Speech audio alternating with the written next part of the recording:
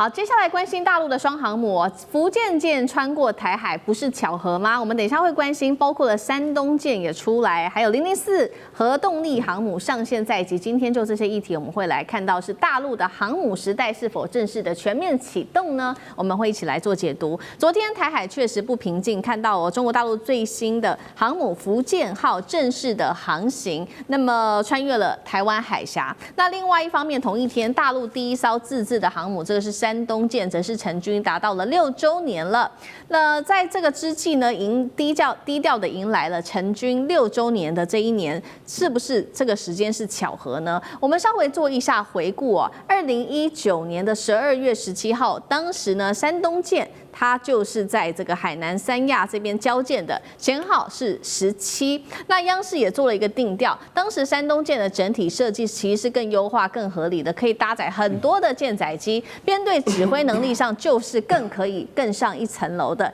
也为后续包括整体在福建舰上面的研制打下了一个关键的基础。山东舰上面有什么主力？我们也来看到，就是它的歼15飞鲨战机，它的一些优势包括可以控制住。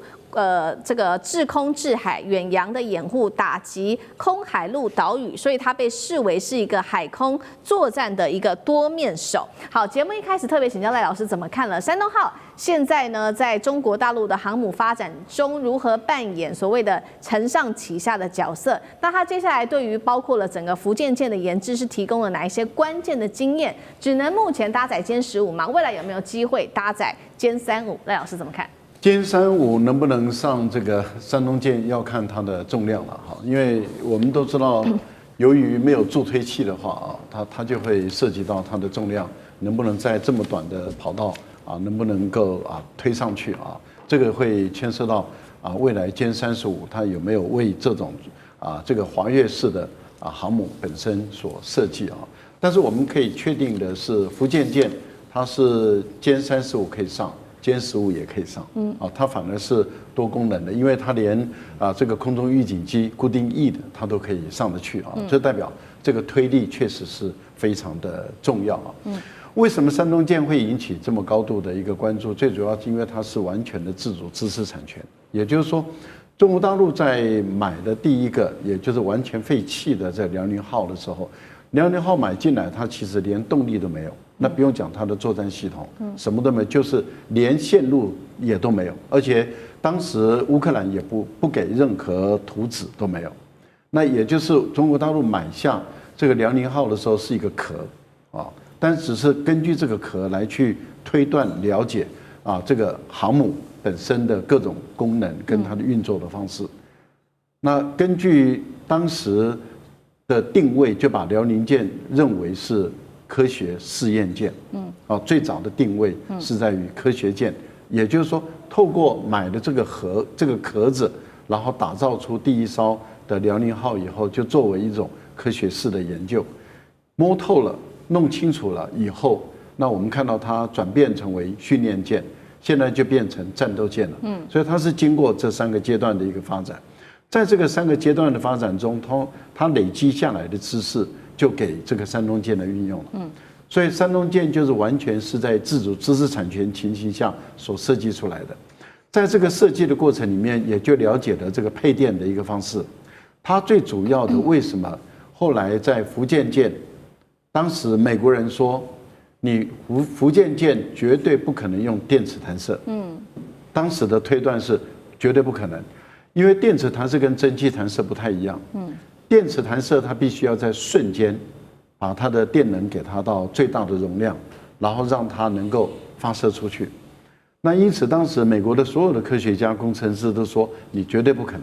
可是大陆在山东舰的基础上了解的这个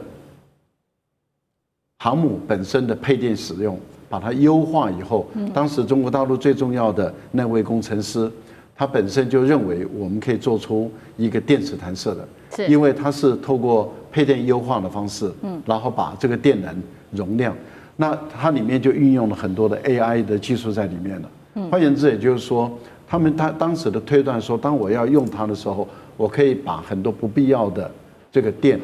把它都节省下来，那么用给这个电磁弹射来使用。那事实上证明它成功了。我想，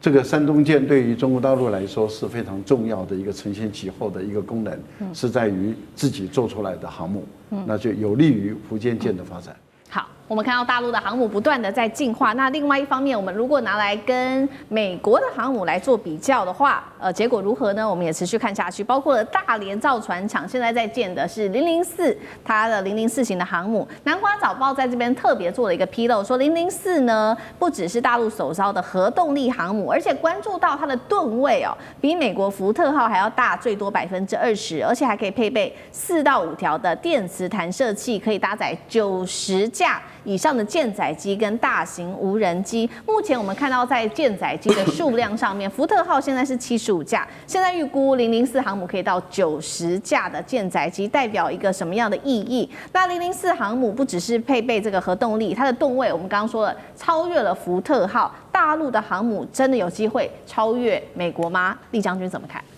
马汉的海权论，他讲哪一个国家能够掌握到海权，这个国家就拥有全世界的财富。那我们从历史的轨迹也证明是如此哈。从欧洲最早的大航海时代，他们到亚洲这边来，建立了很多殖民地，然后掠夺了很多的财富。英国因为它能够打败法国哈，建立了所谓的日不落国。那现在来讲，我们看到美国来讲也是雄霸全世界。借着它11艘的核动力航母称霸全世界，担任全世界世界警察的这种角色。所以中国如果说是以前是纯粹只是陆权的国家，它如果说是国家未来想要致富来讲的话，当然势必它要发展海权。那发展海权，第一要务当然就是要有海上的这种航空母舰当做作战平台。所以我认为中国继这个辽宁、山东跟福建号之后，下一艘那究竟是这个福建舰的姊妹舰，还是传统动力，还是核动力？哈，这个当然很多居民都在关心，也在推测。那据我推测来讲的话，我觉得可能两者它都有哈，可能这时候在建的这2艘，一艘是福建舰的姊妹舰，还是传统动力，因为它的优点就是这2艘军舰的官兵或者作战性能很快可以进入状况，很快可以学习。当然核动力来讲是未来中国航母必须要走的一条路，因为从大概上个礼拜吧，在伊朗的外海里面有一艘中国的货轮，